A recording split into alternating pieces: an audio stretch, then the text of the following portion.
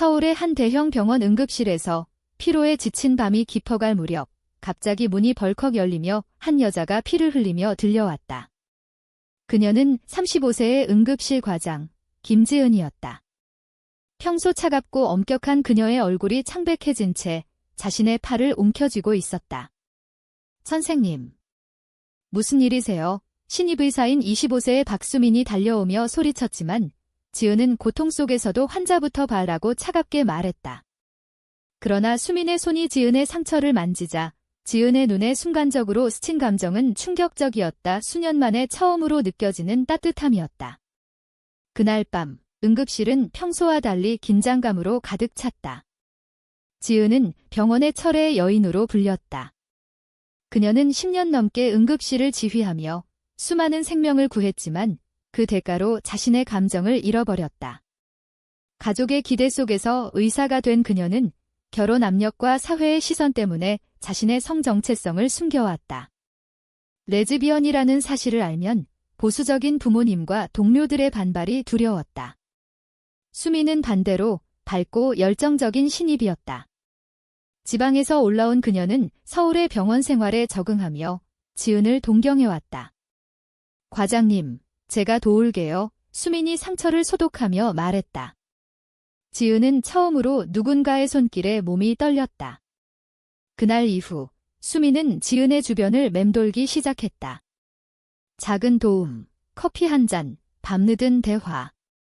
지은은 처음에 이를 무시하려 했지만 수민의 미소가 그녀의 벽을 서서히 무너뜨렸다. 그러나 이 관계의 시작은 이미 갈등의 씨앗을 심었다. 지은의 어머니가 병원을 방문한 날, 지은아, 이번에 소개팅 해볼래? 나이도 있으니 결혼해야지라고 말하자 지은은 속으로 고통스러웠다. 수민이 그 장면을 목격하고 과장님, 괜찮아요? 라고 물었을 때 지은은 신경 쓰지 말라고 쏘아붙였다. 하지만 그날 밤 지은은 혼자서 울었다. 왜 자신의 감정이 이렇게 복잡한가?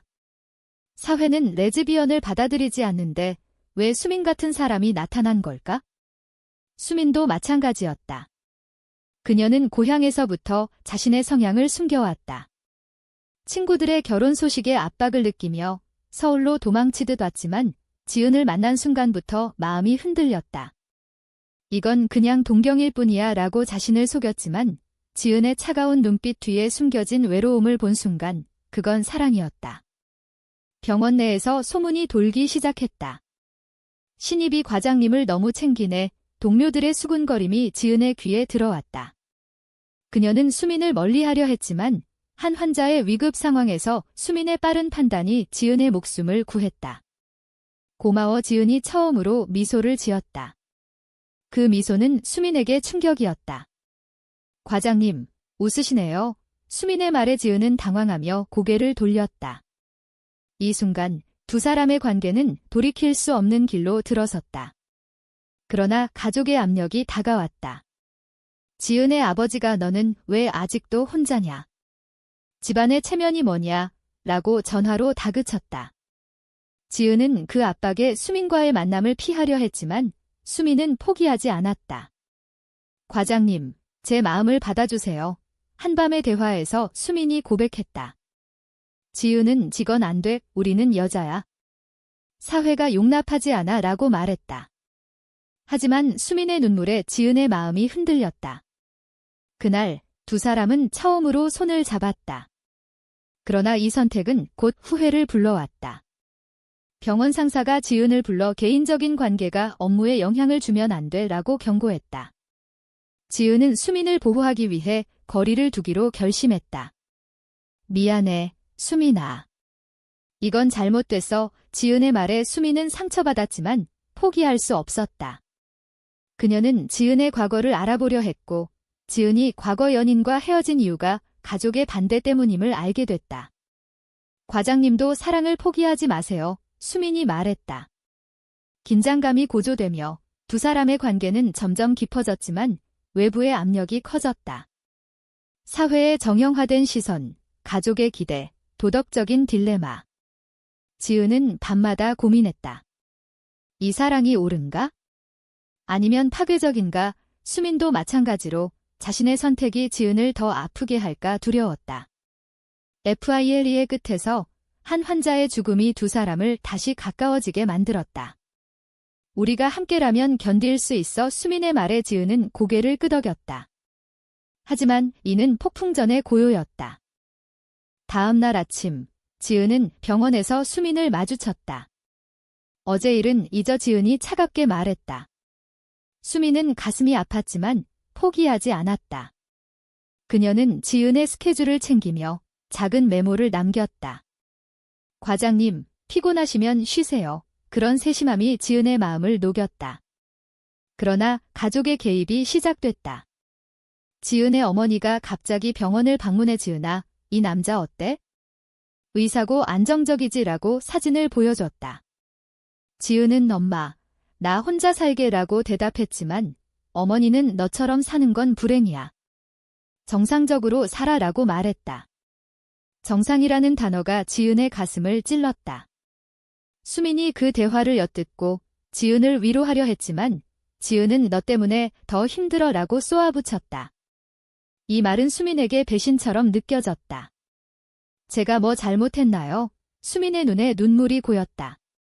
지은은 후회했지만 이미 늦었다. 그날 이후 수민은 지은을 피하기 시작했다. 병원 내 분위기가 어색해졌다. 동료들은 둘이 싸웠나 봐라고 수근거렸다. 지은은 자신의 결정이 옳다고 믿으려 했지만 수민의 빈자리가 너무 컸다. 밤늦게 홀로 남아 환자를 돌보는 지은의 모습은 외로웠다. 한편 수민은 고향 친구에게 전화를 걸었다. 나 좋아하는 사람이 생겼어. 그런데 여자야. 이 친구의 반응은 차가웠다. 그런 건 병이야. 고치라고 이 말에 수민은 충격받았다. 사회의 정형화된 시선이 그녀를 짓눌렀다. 왜 사랑이 잘못된 거지? 수민은 혼자서 울었다. 지은도 마찬가지로 과거를 회상했다. 대학 시절 그녀는 한 여자와 사랑에 빠졌지만 가족의 발견으로 헤어졌다. 너는 우리 집안의 수치야. 아버지의 말이 아직도 생생했다. 그 트라우마가 지은을 차갑게 만들었다. 이제 수민이 그 벽을 뚫으려 하지만 지은은 두려웠다. 또 상처받을 바에야 포기하는 게 낫다. 그러나 운명처럼 한 대형 사고가 발생했다. 버스 충돌로 수십 명의 환자가 쏟아졌다. 지은과 수민은 함께 응급처치를 했다. 여기 압박해. 지은의 지시에 수민이 따랐다. 그 과정에서 두 사람의 손이 스쳤다. 위기 속에서 지은은 수민의 용기를 봤다. 내 덕분에 살았어. 사고 후 지은이 말했다. 수민은 함께라서요 라고 답했다. 이 사건은 두 사람을 다시 가까워지게 만들었다. 하지만 반발이 왔다. 병원 내에서 소문이 퍼지자 상사가 지은을 불렀다.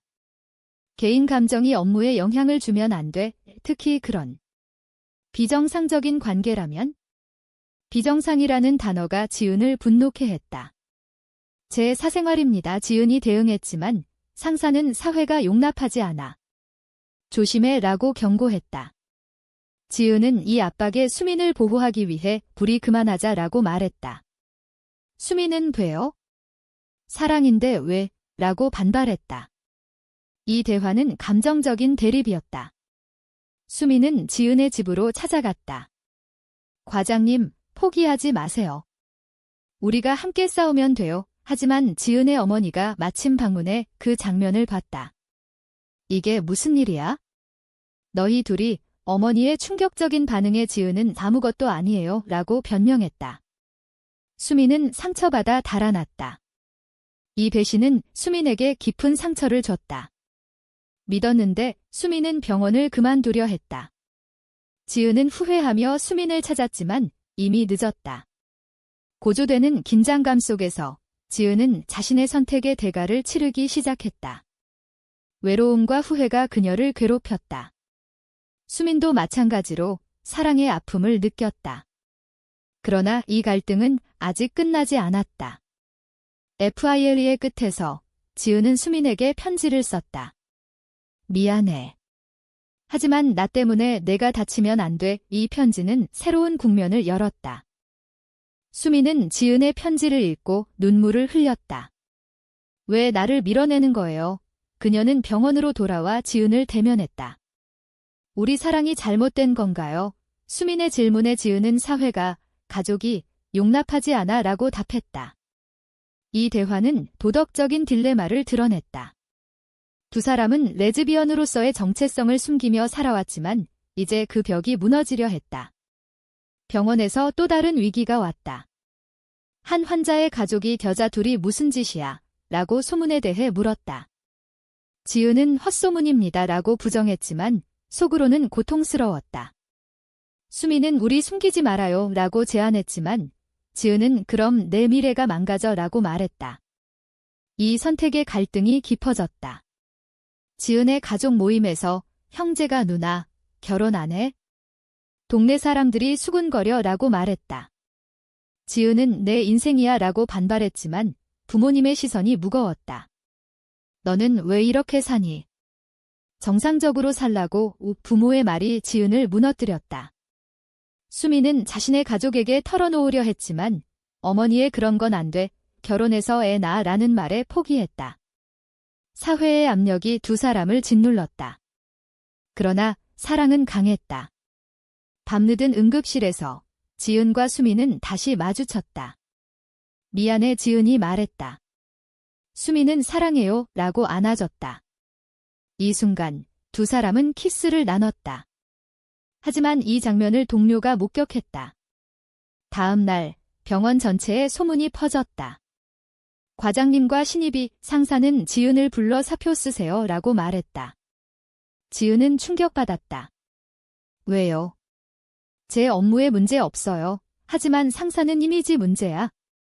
병원이 보수적이잖아. 이 배신은 지은에게 큰 타격이었다. 수민은 제가 그만둘게요 라고 말했다.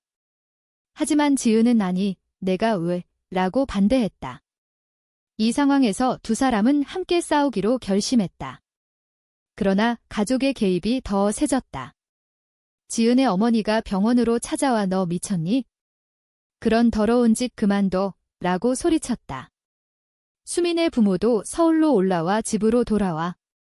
그런 사랑은 없어 라고 말했다. 이 대립은 감정적인 폭발이었다. 지은은 어머니와 대치하며 엄마, 나 행복해요 라고 말했다. 어머니는 그 행복이 내 인생을 망칠 거야 라고 울었다. 수민도 부모와 싸웠다.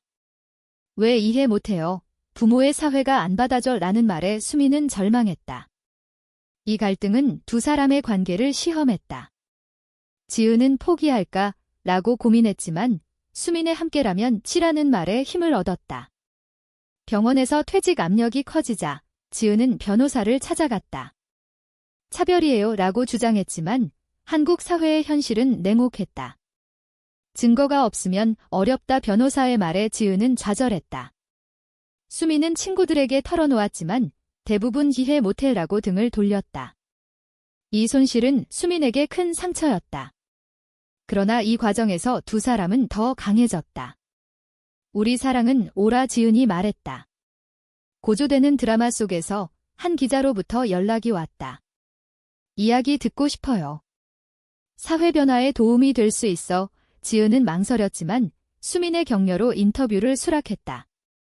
하지만 이는 새로운 위험을 불렀다.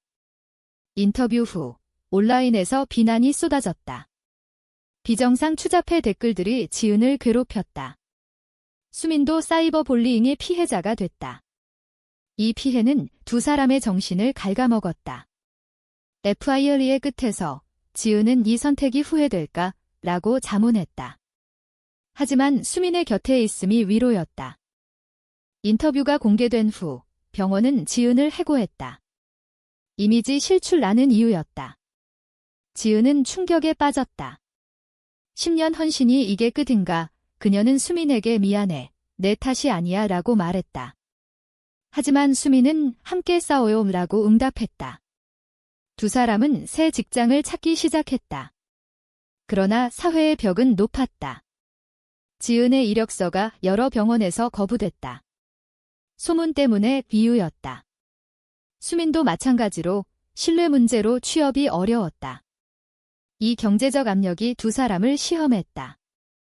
지은의 가족은 완전히 등을 돌렸다. 너는 우리 자식이 아니야. 아버지의 말에 지은은 무너졌다. 수민의 부모도 집에 오지 마라고 말했다. 이 가족의 배신은 깊은 상처였다. 두 사람은 작은 아파트로 이사해 함께 살기 시작했다. 우리만 있으면 돼. 수민의 말에 지은은 미소 지었다. 하지만 현실은 혹독했다. 돈이 떨어지자 지은은 아르바이트를 했다. 의사였던 내가 자존심이 상했다. 수민은 제가 더 벌게요 라고 말했다. 이 희생이 관계를 더 단단하게 만들었다. 그러나 과거의 트라우마가 되살아났다. 지은은 밤마다 악몽을 꾸었다. 가족 없이 살 수 있을까? 수민도 친구들의 배신에 상처받았다. 왜 이해 못해? 사회의 정형화된 도덕이 두 사람을 괴롭혔다. 한편 온라인 커뮤니티에서 지지자들이 나타났다. 용감하다 변화의 시작 댓글들이 위로가 됐다. 지은과 수민은 LGBT 단체에 가입했다. 우리처럼 고통받는 사람들을 위해 그들은 활동을 시작했다. 하지만 반대 시위가 벌어졌다. 비도덕적 플래카드가 두 사람을 위협했다. 이 대립은 긴장감을 높였다. 지은은 한 시위에서 연설했다. 사랑은 성별이 아니에요. 왜 차별하나요? 청중의 박수가 울렸다. 하지만 집으로 돌아오는 길에 폭행을 당했다. 더러운 년 공격자의 말에 지은은 피를 흘렸다.